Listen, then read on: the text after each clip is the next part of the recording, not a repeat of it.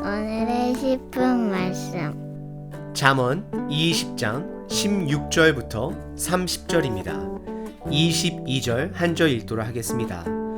너는 악을 갚겠다 말하지 말고 여호와를 기다리라. 그가 너를 구원하시리라. 잠언 20장 초반부에서는 하나님의 기준을 가진 지혜로운 자와 하나님의 말씀의 기준이 없는 거만한 자를 함께 비교했습니다. 잠언 20장 후반부에서는 지혜와 관련해서 두 가지를 강조합니다. 첫 번째는 삶의 방향이 있는 자, 두 번째는 하나님의 주권을 신뢰하는 자가 지혜롭다라고 말합니다. 지금 우리가 살고 있는 2021년도는 팬데믹 시대가 끝나가고 있는 시대에 살아가고 있습니다. 앞으로 많은 변화들이 있을 것이고 불확실한 미래가 우리를 기다리고 있습니다. 오늘 잠언 말씀을 통해 불확실한 시대 속에 확실한 말씀을 붙들고 어떻게 살아가야 할지를 함께 점검해 보시는 시간 되시길 바랍니다. 오늘 본문은 두 가지 주제를 가지고 있습니다. 첫 번째, 방향, 두 번째, 주권입니다. 무슨 일이든지 순서가 있습니다. 집을 지을 때 지붕을 먼저 만들지 않습니다. 먼저 바닥 기초 공사를 다지게 됩니다. 높이 올라갈 건물일수록 바닥 기초 공사에 더 많은 시간과 노력을 투자합니다. 하지만 세상은 우리로 하여금 삶의 속도를 내라 말합니다. 그러다 보니 기초를 무시한 채 건물을 짓다가 높은 건물이 무너지기도 하고 다리가 무너지기도 합니다. 이것은 물질적 이득만을 추구하는 사회의 때론 마음 아픈 결과물들입니다. 하지만 성경은 속도보다 올바른 방향 속에 꾸준함을 가르치고 있습니다. 그리고 결과는 하나님의 주권에 속해 있다라는 것을 신뢰해야 한다라고 잠언은 말하고 있습니다. 이것이 하나님께서 우리에게 주신 삶의 기준입니다. 복음은 속도가 아니라 방향입니다. 그리고 구원은 나의 능력이 아니라 하나님의 권능입니다. 복음은 하나님께서 시작하셨고 하나님께서 완성하실 것입니다. 그래서 우리는 그분을 신뢰해야 합니다. 오늘 본문의 첫 번째 부분은 16절서부터 21절 삶의 방향을 가르칩니다. 16절에 보증서지 말아야 할 것을 잠언은 다시 강조합니다. 삶 속의 신중함과 진중함을 강조하고 있습니다. 잠언은 순간적인 감정으로 친구나 친척을 위해 보증서는 자는 결국 그의 몸까지 담보로 잡히게 되는 어려운 상황이 올 것을 경고합니다. 그리고 17절에 부당한 물질 유혹에 빠지지 말아야 할 것을 가르칩니다. 속이고 취한 음식물은 처음에는 맛이 좋지만 결국 나중에는 그 입에 모래가 가득하게 될 것이다 라고 잠언은 말하고 있습니다. 혹시 여러분들 모래를 한 주먹 입안에 넣어 보신 적이 있으신가요? 모든 것을 뱉어내야 합니다. 부당한 이득은 결국 다 토해내야 되는 상황이 옴을 성경은 말하고 있습니다. 인생의 방향은 부자가 아니라 정직한 삶입니다. 그리고 18절에 무언가를 경영할 때, 즉 결정하거나 생각할 때는 급하게 결정하지 말고 먼저 남들과 의논함으로 성취된다라고 잠언은 말합니다. 그리고 특별히 전쟁하기 전에는 반드시 지략을 가지고 전쟁할 것을 강조하고 있습니다. 이것은 삶이 속도가 중요한 것이 아니라 다시 한번 방향이 중요한 것임을 강조하고 있는 부분입니다. 요즘 우리 주변에 시민들에게 사랑을 받는 연예인들이나 공인들이 하루아침에 부도덕한 일 때문에 한순간에 무너지는 사람들을 자주 보게 됩니다. 우리 삶의 궁극적인 목적은 유명해지는 것도 아니고 부자가 되는 것도 아닙니다. 하나님을 신뢰하고 그분의 길을 걷는 것이 우리의 목적이 되어야 하는 것입니다. 그리고 19절에서는 남을 헌담하는 자와는 사귀지 말 것을 잠언은 말하고 있습니다.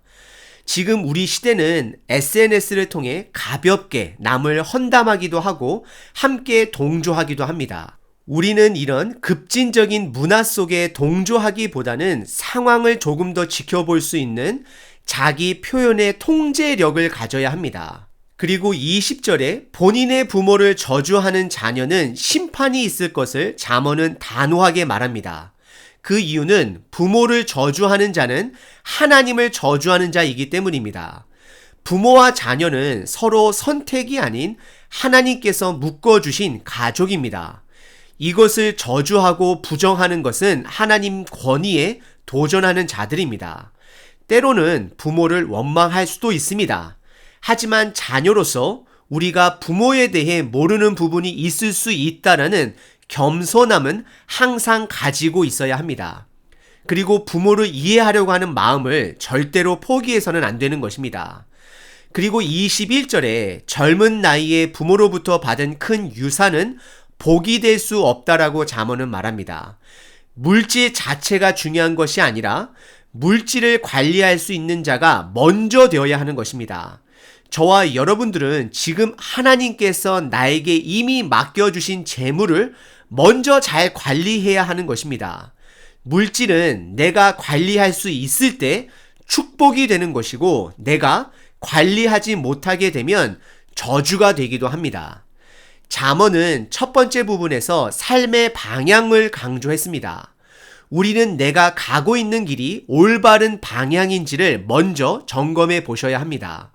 세상은 우리를 때론 다그칠 때가 있습니다. 예를 들어 감정적으로 보증을 서게 한다든지 부당한 물질의 유혹에 빠지게 한다든지 남들의 의견을 듣지 않고 혼자 빨리 결정하도록 하게 하는 어리석은 삶을 부추기기도 합니다. 그러한 어리석은 삶을 살다 보면 우리들이 이미 가지고 있는 복 또한 잃어버리게 될 것을 잠언 첫 번째 부분에서는 경고하고 있습니다. 삶의 중요한 것은 속도가 아니라 방향입니다.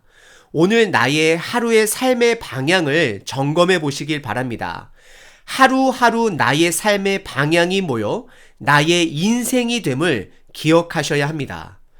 오늘 본문의 두 번째 부분은 22절서부터 30절까지 하나님의 주권을 신뢰해야 함을 잠언은 강조하고 있습니다. 22절에 인생을 살다 보면 억울한 일을 당하게 되고 복수하고 싶은 순간이 있을 때가 있습니다.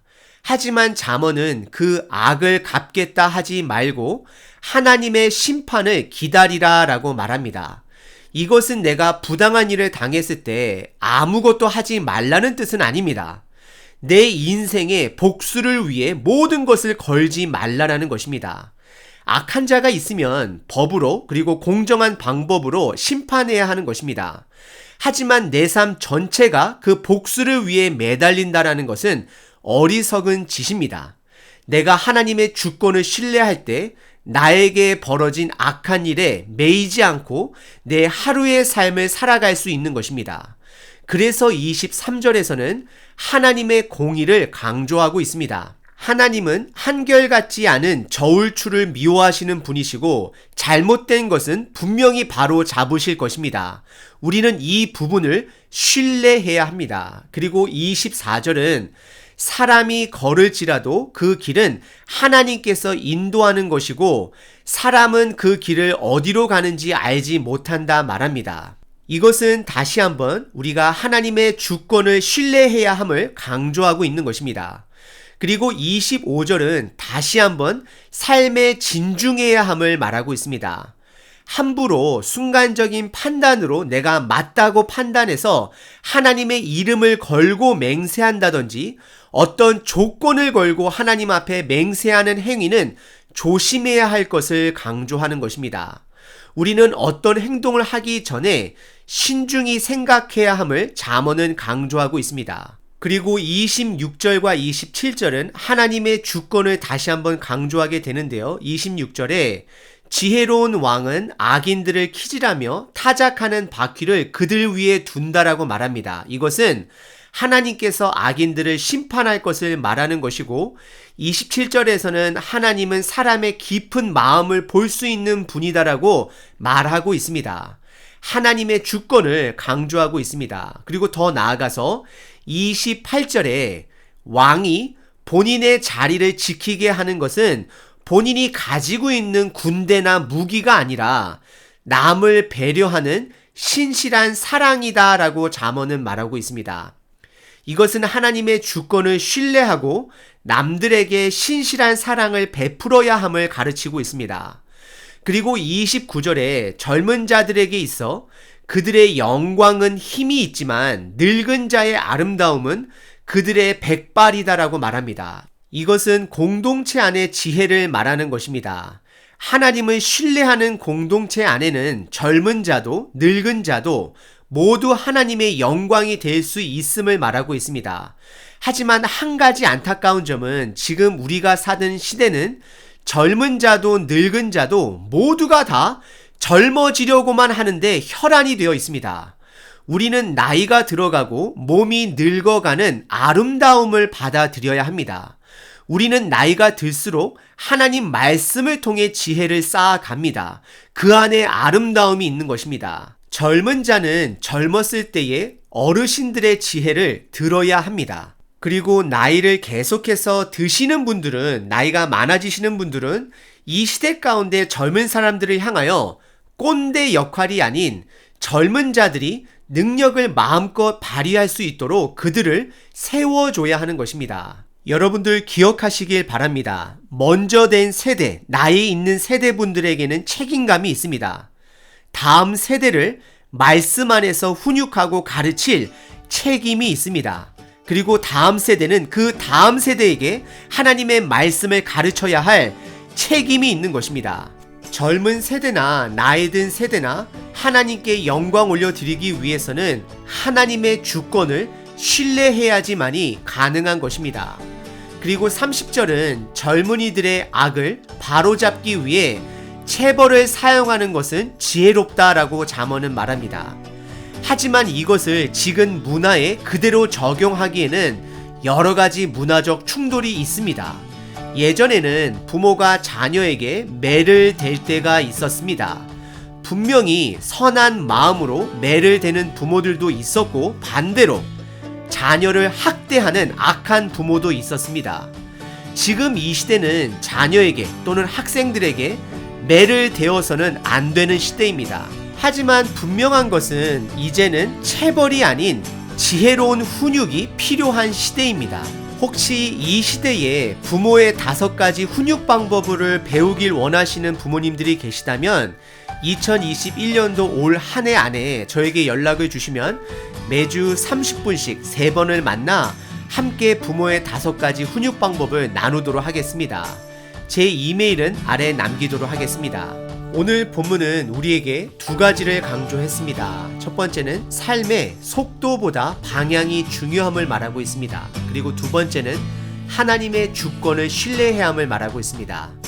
하지만 때론 믿음의 사람이라 할지라도 내가 올바른 방향을 가지고 사는지 확실하지 않을 때가 많습니다. 그때는 2가지를 점검해 보시면 됩니다. 첫 번째는 나의 오늘 하루 속에 말씀을 묵상하는 시간이 있었는지, 그리고 2번째는 내 삶 속에 그 말씀을 지켜내기 위한 몸부림이 있었는지, 이 2가지가 여러분들 매일 삶 속에 있다라면 여러분들의 삶은 하나님의 주권 아래 올바른 방향으로 가고 있다 말할 수 있습니다. 올바른 방향은 나를 성공으로 인도하는 삶이 아닌 이미 구원을 받은 내 삶이 이 땅에서 계속해서 하나님과의 동행함이 있는 길입니다. 오늘 하루도 하나님과의 동행하심으로 그 방향이 있는 삶을 계속해서 살아내시길 바랍니다.